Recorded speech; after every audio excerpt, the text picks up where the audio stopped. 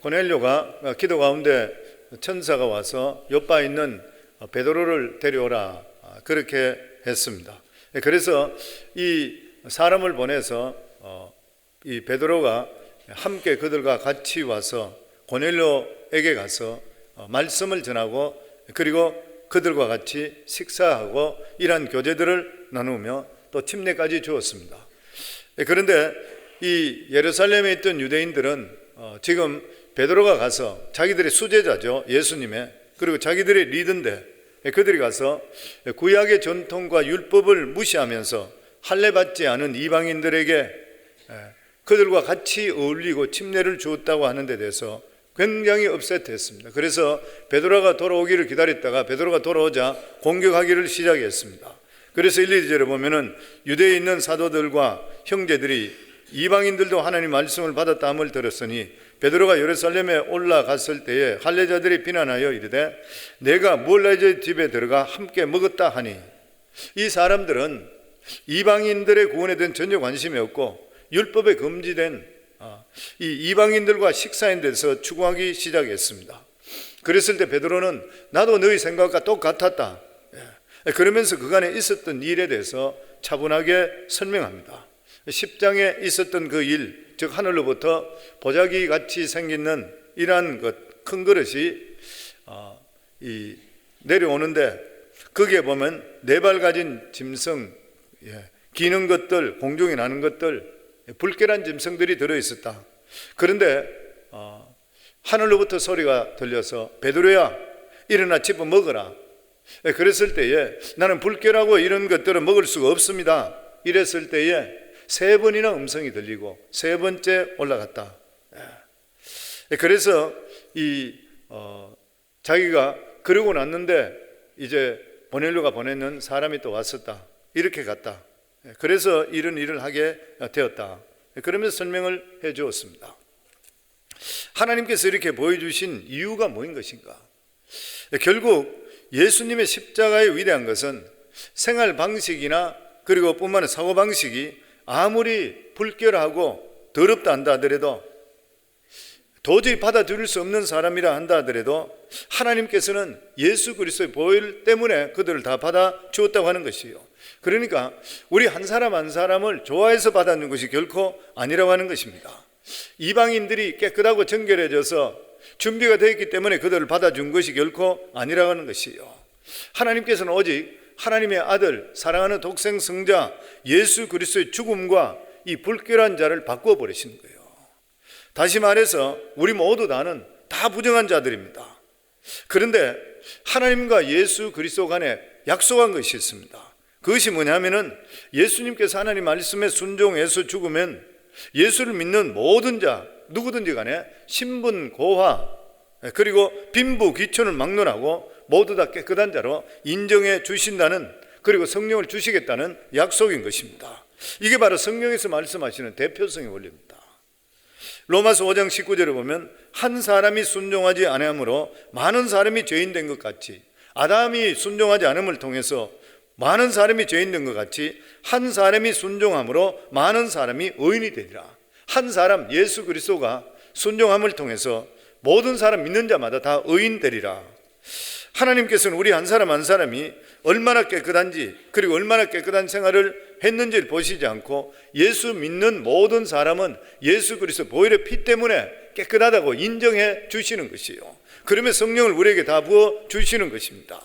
그러니까 하나님께서 우리를 구원하실 때에 우리가 행동을 잘해서 구원해 주신 것이 아니라 예수 믿는 걸 보고 나서 우리를 구원해 주시는 것이에요. 아멘. 만약에 우리의 행동으로 구원받는다면 아마 여기 구원받을 자가 누가 있겠습니까? 베드로가 이 사건에 대해서 어떻게 이해해야 될지 처음에 위로부터 보자기가 내려오고 올라가고 이런 사건을 통해서, 그리고 불결한 짐승을 먹으라 그러니까 어떻게 할지 모를 때에 그때 마침 이 고넬료의 종들이 자기 집에 찾아왔습니다. 그리고 고넬료 집에 초대했습니다. 그리고 베드로가 가야 될지 말지 고민하고 있을 때에 성령의 또다시 음성이 들립니다. 사도행전 10장 20절에 보면 일어나 내려가 의심치 말고 함께 가라.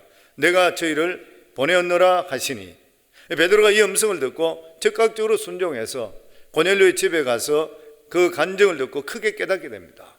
그게 10장 34절 35절에 보면 베드로가 입을 열어 말하되 내가 참으로 하나님은 사람의 외모를 보지 아니하시고 각 나라 중 하나님을 경외하며 의를 행하는 사람은 다 받으시는 줄을 깨달았노라. 베드로가 거기 가서 깨달은 것이 뭐냐면은 하나님은 외모로 사람을 취하시지를 않는다. 베드로는 예수님을 3년 동안 겪고 하나님을 안다고 했지만 하나님의 아는 데서 극히 제한적으로 알고 있었다는 것이에요. 이 사건을 통해서 하나님은 자기가 생각한 것보다 훨씬 큰 분이라는 것이에요. 우리가 하나님의 그 광대하심은 이해할 수가 절대 없는 것입니다. 그래서 우리가 하나님이 얼마나 큰 분이라는 것을 이해하는 만큼 신앙이 그만큼 커지는 것이에요. 하나님을 아는 만큼 우리 신앙 수준이 그만큼 자라는 것이에요, 보면. 그리고 베드로가 여기 고백하는 것이 누구든지 하나님을 경외하고 의를 행하는 자마다 하나님께서 구원해 주신다. 어디 있다 한다 하더라도. 여리고성 기생 라합 같은 사람, 이런 사람은 소문만 들은데도 불구하고 하나님을 확실히 믿었잖아요. 상천하지의 하나님. 그러니까 하나님을 의뢰하고 신뢰하는 사람은 하나님께서 찾아가셔서 구원해 주시는 것이에요. 정말 예수 안 믿는 사람들도 마지막 순간에 하나님께 부르짖는 그런 경우가 있을 때 그 사람이 찾아가서 구원의 역사가 임하는 이야기들 들은 적이 많이 있습니다. 그러니까 하나님께서는 하나님을 경외하는 자는 어쨌든 하나님 찾아주시는 것이에요. 그래서 사람의 생각과 하나님의 생각은 다를 수가 있다는 것이에요. 이사야서 55장 8절에서 9절에 보면 여호와의 말씀에 내 생각은 너희 생각과 다르며 내 길은 너희 길과 달라서 하늘이 땅보다 높은 같이 내 길은 너희 길보다 높으며 내 생각은 너희 생각보다 높으니라. 사람들이 일반적으로 자기 경험을 벗어나지 못하는 경우가 많습니다. 자기 생각에 매여 있는 그런 경우들이 많이 있습니다. 특별히 예수 오래 믿은 사람이 그런 경우가 많다 그러죠. 자기 생각을 정해놓고 나서 도무지 바꿀 생각을 하지를 않는다고 하는 것이에요. 그러나 믿음이 깊어지면 깊어질수록 성경을 보면 볼수록 자기 자신의 어리석음을 깨닫게 되어 있는 것이에요. 유대인들은 자기들만 선민이라 이렇게 생각했지만 하나님께서는 이스라엘을 선택한 뜻은 이스라엘만을 구원하시기 위한 하나님이 아니었던 것이에요. 하나님께 이스라엘을 택하셔서 하나님 백성 삼아서 이방인들에게 복음을 전가하기 위해서 이스라엘을 택하셨던 것이에요. 그런데 이 구약의 이스라엘 백성들은 자기들만 하나님께서 택했고 자기들만의 하나님이라 이렇게 생각했던 것이에요. 그런데 이스라엘의 구원은 그들만의 구원이 결코 아닌 것이죠. 그들을 통해서 하나님의 뜻이 전 세계에 퍼지기 위해서 실제적으로 이스라엘도 택함 받기 전에는 이방인입니다. 아브라함이 이스라엘의 시초잖아요. 믿음의 조상. 그런데 아브라함이 어디서 부름받았어요? 갈대아 우르에서 부름받았습니다. 갈대아 우르에 부름받은 건 그들 이방인이었던 거예요. 이방인이었었고 그리고 또한 우상을 섬기는 집이었습니다. 자기 아버지가 아브라함의 아버지 데라는 우상을 만들어 팔던 사람이잖아요. 여기서 자랐던 사람이에요. 그러니까 이 사람도 같은 이방인이에요. 그런데 어느 날 갑자기 하나님께서 아브라함을 불러시는 거예요. 그래서 믿음의 조상으로 삼아 주셨는 것이요. 하나님께서 무조건적으로 그를 택해서 뽑아 주시기 때문에 은혜인 것이요. 우리들도 똑같습니다. 성도님들. 언제부터 우리가 예수를 믿었어요? 우리들도 몇 대 동안 예수 믿는다고 하지만 실제적으로 하나님께서 갑자기 그 사람을 예수 믿게 해서 뽑아서 예수 믿게 함을 통해서 하나님의 은혜가 임하게 만들어 주셨던 것이에요. 그러니까 나만 잘 믿고 아니면 나만 선택받았다는 것은 교만인 것이죠. 하나님께서 원하시는 것은 우리들을 통해서 더 많은 사람들이 예수 믿고 구원받기를 원하고 계시는 것이에요. 그래서 우리가 생각을 바꿀 수가 있어야 되는 것입니다. 그럼 우리가 하나님 생각과 우리 생각과 틀릴 때는 어떻게 해야 되는 것이에요? 베드로는 즉시 태도를 바꿨습니다. 저는 우리 성도님 모두에도 이런 축복이 임하기를 주 이름으로 축원합니다. 우리가 잘못했을 때는 변명하지 말고 하나님 앞에 그냥 솔직하게 나오는 것이 최선인 것이에요. 그리고 하나님 생각과 내 생각이 다르다는 것을 어떻게 알 수 있는 것입니까? 하나님 생각, 내 생각. 성경을 깊이 읽어야 돼요. 성경을 읽어야 됩니다. 제일 좋은 방법입니다. 성경을 읽다 보면 하나님께서 우리 각자에게 깨닫게 만들어 주시는 것이에요. 왜냐하면 성경은 하나님의 말씀과 하나님의 생각으로 가득 차 있기 때문인 것이에요. 성경을 잘 안 읽게 되면 자기 주장하는 경우가 많습니다. 그래서 기도 많이 하는 것도 좋은데 성경을 읽으시고 기도하시는 게 그렇지 않게 되면 자기 생각대로 하는 경우도 물론 성령께서 깨닫게 할 수도 있지만은 자기 생각대로 살 때가 너무나 많이 있는 것이요. 자기 주장을 계속하는 사람 보면은 많은 경우에는 보면은 성경을 읽지 않기 때문에 자기 주장만 하는 사람이 생긴다 그렇게 이야기합니다. 그리고 두 번째가 성령을 사모하면서 기도하는 것이에요. 그렇지만 교만한 기도는 안 되는 것이에요. 보면 어떤 사람은 하나님께 밤낮 달라는 기도만 해서 자기 치사해서 안 한다는 거예요. 치사보다는 이런 것까지 기도해야 되나 그런 이야기예요. 근데 우리 성도님들, 우리가 하나님께 무슨 기도하겠습니까? 실제로 보면은 우리는 그렇게 고상하지도 안 하고 위대한 것도 아닌 것이에요. 우리는 자신은 하나님과 견주어서 대화할 수 있는 그런 존재가 못 됩니다. 그냥 우리는 하나님께 기도할 때에 하나님, 제가 잘못했습니다. 용서해 주세요. 내가 부족합니다. 병 고쳐 주세요. 요즘 경제적으로 많이 힘듭니다. 저 좀 도와주세요. 저 요즘 고민이 많습니다. 이렇게 정직하게 기도해야 되잖아요. 우리가 하나님 앞에 내세울 게 뭐가 있어요? 근데 어떤 분은 실제로 그런 이야기, 목사님 그런 것도 기도합니까? 나 그건 뭘 기도합니까? 그래요. 하나님과 우리 관계는 성경 말씀에 보면 신랑과 신부 관계라고 그랬잖아요. 신랑 신부가 아주 위대한 것만 서로 이야기하는 거예요. 아니잖아요. 시시콜콜한 거 다 이야기하는 거예요. 밤새도록 이야기하잖아요. 이게 신랑 신부잖아요, 보면. 그러니까 하나님께서 우리들에게 원하는 게 뭐예요? 시시콜콜한 거 이야기하라는 거예요. 끊임없이 그냥 대화 나누고, 하나님 이거 어떻게 할까요? 누가 이런 이야기하네요. 어떻게 제가 하면 좋지요?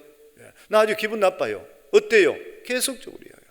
하나님께서 원하시는 것이 이렇게 신랑 신부의 대화와 마찬가지로 이런 걸 원해요. 그러니까 내가 요즘 몸이 안 좋아. 하나님 요즘 몸이 안 좋네요. 저 몸 좀 치료해 주세요. 요즘 경제가 안 좋습니다. 저 요즘 형편이 힘듭니다. 아파트 렌트비도 좀 힘들어요. 다음 달에 5,000불 필요해. 좀 도와주세요. 하나님 어떻게 해주세요. 나는 힘이 없네요. 이런 기도예요. 모든 것이 기도잖아요.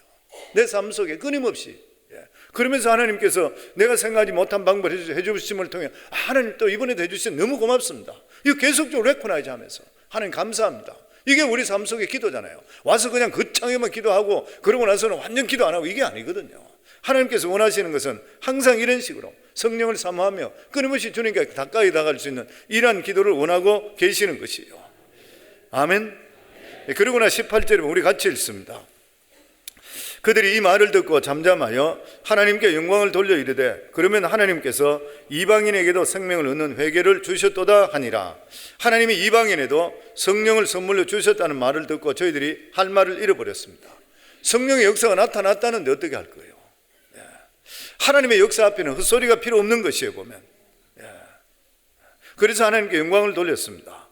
마지막에 그들의 간증은 하나님께서 이방인의 생명을 얻고 회개를 주셨다. 지금은 어떻게 됐어요? 실제로 이방인들이 전도자들이 되었습니다.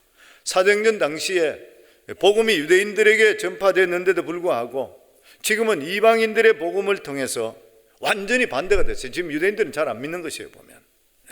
그래서 천국은 침노를 당한다 그랬습니다. 마태복음 11장 12절에 보면 침례 요한의 때부터 지금까지 천국은 침노를 당하나니 침노하는 자가 빼앗느니라.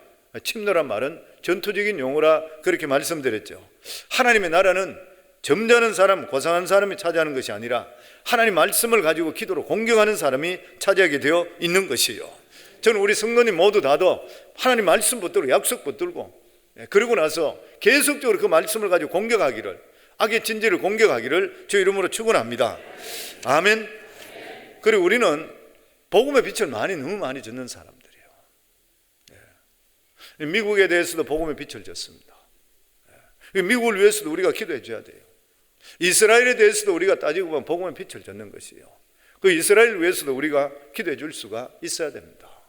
성도님, 우리 살고 있는 미국, 우리가 살기 때문에 미국을 위해서도 기도해야 되겠지만 원래 미국과 카나다에서 선교사를 제일 먼저 보내줬잖아요. 그러니까 대한민국은 미국에 대해서 복음의 빛이 있습니다. 제가 전에 그런 이야기 드렸죠. 우리 이제 21C라고 해서 21세기를 바라보며 교회가 어떻게 돼야 될 것인가, 여기에 대해서 1600개 교회 중 우리 교회가 뽑혀 갔다 그랬죠. 6개 교회가 셀렉트 됐는데 그중에 우리 교회가 뽑혀, 우리 교회 자기들이 와서 조사하고 그리고 사진 찍어가고 다 해서 20분 동안을 그 버지니아 리치몬드에서 1,500명 이상 되는 목회자들 앞에서 그 영상을 보여주고 그리고 올라오라 그래서 6 목회자를 불러서 20분 이상씩 인터뷰를 그때 했죠.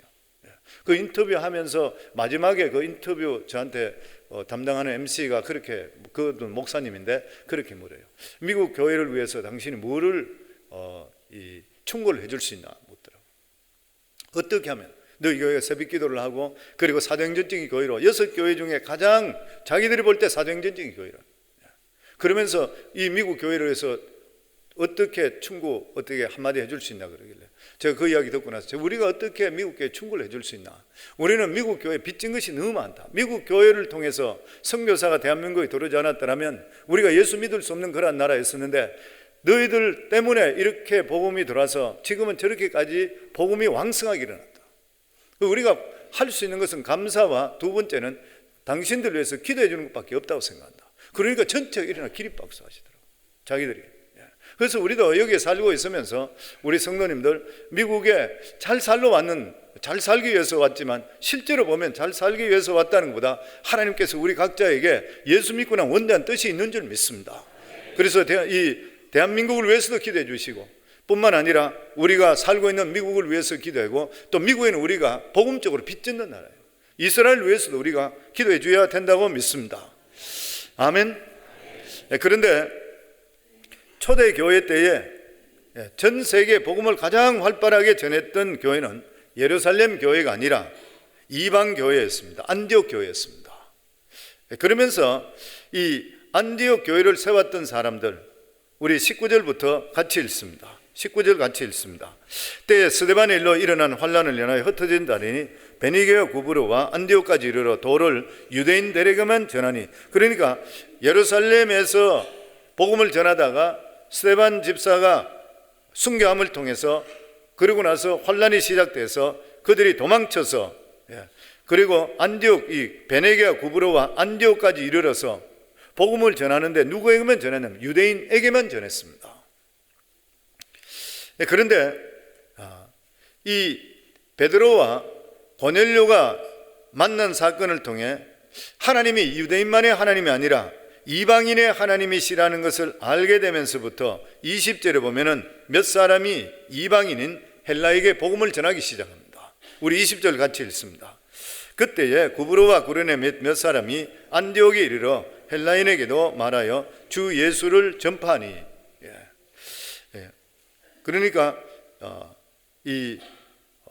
안 믿는 사람, 유대인이 아닌 사람에도 복음이 전거되기 시작합니다. 그래서 교회는 지역에만 복음 전도할 것이 아니라 이방에도 복음 전도해야, 그러니까 해외 선교도 해야 되고 그리고 주위에도 복음을 전할 수가 있어야 됩니다. 그렇게 했을 때에 우리 21절입니다. 같이 읽습니다. 주의 손이 그들과 함께 하심에 수다한 사람이 믿고 주께 돌아오더라. 주의 손이 함께하며, 주의 손이 주님께서 함께 하시며, 주의 손이 함께하면은 하나님의 놀라운 역사가 임하게 되어 있는 것이요. 오늘 새벽에 오신 우리 성도님 모두 다 주의 손이 함께하기를 주의 이름으로 축원합니다. 성도님들의 사업 위에, 성도님들의 가정 위에, 성도님들의 자녀 위에 주의 손이 함께할 수 있기를 주의 이름으로 축원합니다. 아멘. 주의 손이 함께하면 아무리 미약하다 하더라도 나중엔 창대해지는 것이에요. 아멘. 하나님께 물어보지 않고 하는 것은 처음에는 좋아 보이는 것지만 끝에는 별 볼 일 없는 경우가 많이 생기는데, 주의 손이 함께 할 때는 아주 처음에 하나님 뜻이라 그러면 그걸 시작하면 나중에는 하나님의 창대한 역사가 임하게 되어 있는 것이에요. 그래서 우리 인생도 젊었을 때보다 나중에 늙어서 더 좋아져야 돼요. 늙어서보다도 죽을 때가 더 좋아야 돼요. 우리 인생은 가면 갈수록 더 좋아지기를 주의 이름으로 축원합니다. 근데 이거는 예수 안에 있으면 돼요. 예수 안에 있으면 옛날보다 앞으로 가는 게 훨씬 더 좋아집니다. 마지막 순간에는 더 기뻐지는 것이고. 아멘. 그러면서 초대교회에 최초의 평신도 선교사를 소개합니다. 그 사람이 바로 바나바입니다. 우리 22절에서 23절 같이 읽습니다.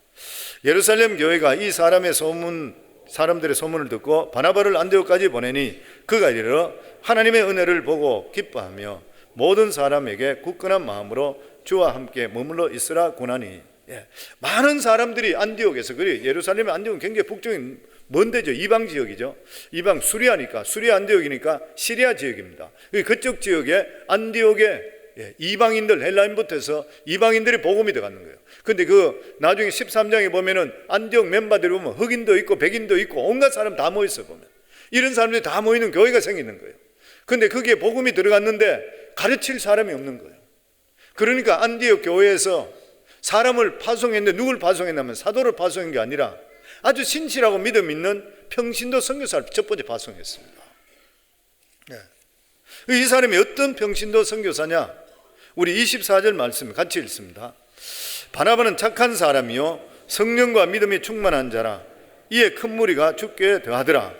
어떤 사람? 바나바는 착한 사람이라. 다시 말하면 인간적으로 좋은 사람이라. 기본이 잘 돼 있는 사람이라. 그래서 교회의 지도자에게 필요한 리더십이 세 가지 있답니다. 첫 번째가 영적 리더십이요. 신앙의 리더십이 없으면 지도자학이 없어요. 그러니까 영적으로 능력이 있어야 돼요. 성령이 함께하는 사람, 이 영적 지도력이 있어야 돼요. 두 번째가 뭐냐면 인격적인 리더십이 있어야 됩니다. 이 사람이 인품적으로 괜찮은 사람이어야 돼요. 성경만 많이 아는 것이 아니라 인격을 함께 갖추는 사람이어야 돼요. 그렇지 않으면은 많이 일으키고 나중에는 무너져 버립니다. 복음 어떤 이 부흥사들 이런 사람 보면 인격적으로 바로 되지 못한데 능력 받은 사람 있잖아요. 그러면 사람이 실족시키는 경우가 많아요. 그리고 세 번째가 뭐냐면은 기능적인 리더십이 필요해요. 교회에. 무슨 말이냐면 일을 맡겨줄 때 능력 있게 해나갈 수 있어야 돼요. 믿습니다. 믿음은 있는데 일을 맡기면 일을 처리할 줄 몰라요. 이 세 가지가 다 가지고 있어야 되는 거예요. 그런데 이 바나바는 착한 사람이라. 그리고 바나바는 성경에 나오는, 신약 성경에 나오는 사람이 가장 탁월한 인격의 소유자라고 합니다. 사도 바울은 영적인 리더십이 굉장히 강했던 사람이죠. 그런데 인격적인 리더십은 바나바를 따라가지를 못했습니다. 그는 성령이 임했을 때 자기 밭을 팔아서 사도들 발 앞에 둔 사람이잖아요. 바나바는 가난한 사람을 도와주고 약자를 돌보는 사람입니다. 그래서 바나바라는 이름 자체가 위로자, 권위자라는 그런 뜻이에요. 영적인 리더십은 예수 그리스도를 통해 받습니다. 그러나 실제적으로 살아가는 삶에 이 덕을 끼칠 수 있는 것은 인격인 것이에요. 인격이 없으면 예수도 전해주지만 상처도 같이 주는 경우가 있습니다. 그리고 이 바나바는 어떤 사람이냐면 성령과 믿음이 충만한 자라. 영적인 리더십이 있습니다. 이성적인 사람은 영적으로 충만하지 못한 경우가 많습니다. 그런데 이 바나바는 이성적이고 감성적이면서도 불구하고 영적으로 충만했던 사람. 바나바는 착한 사람이요 성령과 믿음이 충만한 자라. 그리고 바나바의 장점 중에 가장 장점이 동력하기를 좋아했다. 남을 잘 세워주는 그런 사람. 우리 25절부터 26절까지 저희들 같이 읽습니다. 바나바가 사울을 찾으러 다소에 가서 만남에 안디옥에 데려와서 둘이 교회에 1년간 모여있어 큰 무리를 가르쳤고 제자들이 안디옥에서 비로소 그리스도인이라 일컬음을 받게 되었다. 사울을 데뷔시켜 준 사람이 바나바입니다. 어느 날 사울이 바울 되게 해줬던 사람이 바나바인 것이요. 이 안디옥에 파송하고 나서 거기서 얼마 떨어졌는데 다소에 있는, 거기서 얼마 안 떨어졌죠. 다소에 있는 사울이 생각났던 것이요. 그래서 바울은 사울을 찾아가서 동력하기를 원했습니다. 이 바나바는 사람 보는 안목이 있었던 것이요. 특별히 믿음의 눈을 가지고 있던 그런 사람입니다. 그 당시에 아무도 사울을 인정해 주지 않았어요. 사울은 예수 믿는 사람, 핍박 있는 사람, 낙인 찍히는 사람이에요. 그리고 앞으로 나섰다가 나중에 죽이려고 했던 그런 사람이에요. 그런데 바나바가 사울을 불러들여서 자기와 동력하고 나중에는 바나바가 오히려 사울을 섬깁니다. 그리고 나서 좀 지나고 보면 사도행전 뒤에 보면 바나바는 이름이 없어져 버리고 사울, 바울만 계속적으로 나오게 됐습니다. 자기보다 나이도 많고 자기보다 존경할 수 있는 사람을 존경하는 건 존경할 수 있어요. 그런데 무명이고 신분도 낮고 나이도 자기보다 적은 사람인 것 같아요. 그런데 이 사람을 자기가 픽업해서 그 사람을 세워주고 자기는 빠지는 사람, 정말 탁월한 인격자인 것이요. 하나님 나라를 위해서 자기 자신의 자존심도 버렸던 그러한 사람인 것입니다. 어떤 사람은 일자리를 주면 일은 하지 않고 너나 잘해보라 뭐 이렇게 하는 경우도 생기잖아요. 그리고 나중에 부탁하길 원하는 사람도 있습니다. 그런데 바나바는 먼저 필요한 사람을 찾아가서 자기보다 능력이 더 있으니 스스로 자기 자리를 물려줬던 그런 사람입니다. 바울과 바나바는 1년 동안 안디옥 교회에서 성도들을 양육했습니다. 이 바람에 그곳에 안디옥 교회가 생기게 됐던 것이에요. 교회 중에 지금 가장 닮고 싶은 교회는 안디옥 교회입니다. 안디옥 교회, 열방으로 복음을 전개하는 것. 예루살렘 교회는 갇혀 있었고 자기들만의 교회였었고 이것을 깨트린 교회가 바로 안디옥 교회. 안디옥 교회가 있었기 때문에 전 세계에 복음이 전거됐던 것이에요. 그래서 안디옥 교회가 탄생함을 통해서 오늘 여기 말씀에 보면 큰 무리를 가르쳤고 제자들이 안디옥에서 비로소 그리스도인이라는 일컬음을 받는다. 비로소 크리스찬이라는 이름을 받는 거예요. 다시 말하면 비로소 예수꾼이라. 예수꾼이 탄생했는 것이요. 예수꾼은 무슨 말이에요? 예수에 미쳐있는 사람이라. 저는 오늘 새벽에 오신 모든 분들이 저 사람 예수꾼이다, 예수 미쳤다 이러한 별명이 붙기를 주 이름으로 축원합니다. 우리 인생에 예수가 내 생명의 주인이라 그러면 예수꾼이 되셔야 돼요. 예수꾼이 되시면 하나님께서 우리 삶 속에 마음의 묵상도 들어주실 뿐만 아니라 하나님의 주시는 그 기쁨 속에 이 세상을 살게 됐어요. 복 있는 인생은 바뀌게 되어 있습니다. 우리가 예수만 바로 믿으면. 한경규 목사님이 마지막 죽기 전에 목사님들이 와서 유언 들으러 수많은 목사님이 왔을 때 한경규 목사님이 했던 말이 딱 그 말이에요. 목사님 보고 예수 잘 믿어라 딱 그 말만 했다 그러잖아요. 성도님, 예수 잘 믿는 게 결코 쉬운 게 아니에요. 보면은 우리 삶 속에 예수만 잘 믿어라. 우리 제자반 하면서도 마지막에 우리 자기가 만약에 오늘 죽는다면 유언을 뭐로 자녀들에게 남기겠느냐, 가족이 남기겠느냐, 그러니까 이후 동생 거기다가 예수 잘 믿어라. 성도님, 여기 계신 거 똑같잖아요. 우리가 마지막 순간에 뭐라 그랬어요? 제 자녀들 보고 예수 잘 믿어라. 저도 똑같아요. 성도님 보고 만약 내가 마지막 죽는다면 성도에게 줄 말이 뭐냐, 예수 잘 믿어라. 그밖에 없는 것이거든요. 예수 잘 믿은 안에 모든 게 다 들어있는 것이에요. 예수꾼이 되셔야 되는 것이에요.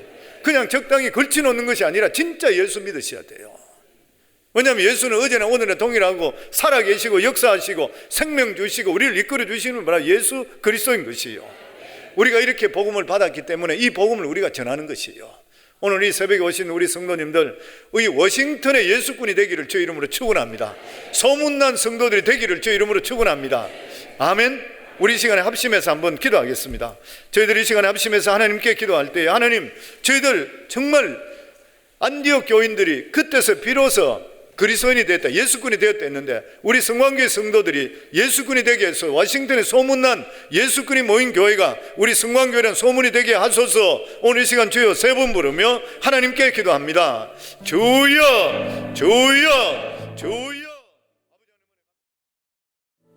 문제 있으신 분은 가슴에 손 얹으시고 질병으로 고생하는 분은 질병부에 손 얹으시기 바랍니다.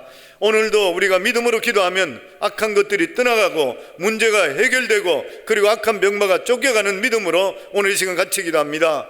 하나님 아버지, 오늘도 이 시간에 아버지 약속의 말씀을 의탁해 해서 가슴에 손을 얹었습니다.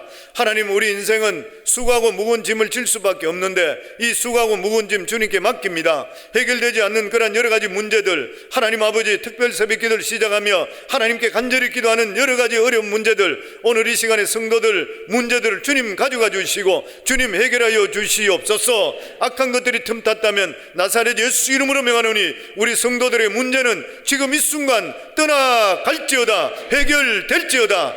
아버지, 하나님, 그리고 또한 뜻밖의 병으로 인해서 고생하는 성도들, 하나님 아버지, 병 마라의 싸운데 이 마귀 새끼는 우리 성광교회 성도들 이 병에서 몸에서 나사렛 예수 이름으로 명하노니 떠나갈지어다. 나사렛 예수 이름으로 명하노니 악한 병만은 우리 성도들 몸에서 떠나갈지어다. 각색 질병에서 떠나갈지어다. 암세포도 떠나갈지어다. 여러 가지 제목으로 기도하는 성도들, 질병으로 고생하는 성도들, 지금 환부에 손을 얹고 있는 성도들마다 주님 피 묻은 손으로 안수하여 주시어서 모든 병들이 깨끗하게 치유되게 역사하여 주시옵소서. 예수님의 채찍의 맞음을 통해 너희가 나음을 입었다고 했사오니 이 말씀으로 지금 기도하니 이 악한 병 악마야 성도들 몸에서 떠나갈지어다. 치유될지어다. 주님께서 우리 기도를 들어주시고 응답하심을 감사하고 이 일을 통해 하나님 큰 영광 나타날 수 있도록 축복해 주시옵소서. 오늘도 이 새벽에 성령의 불러 임하시는 능력을 체험하는 복된 새벽이 되게 역사하여 주시옵소서. 예수님 이름으로 기도합나이다. 아멘.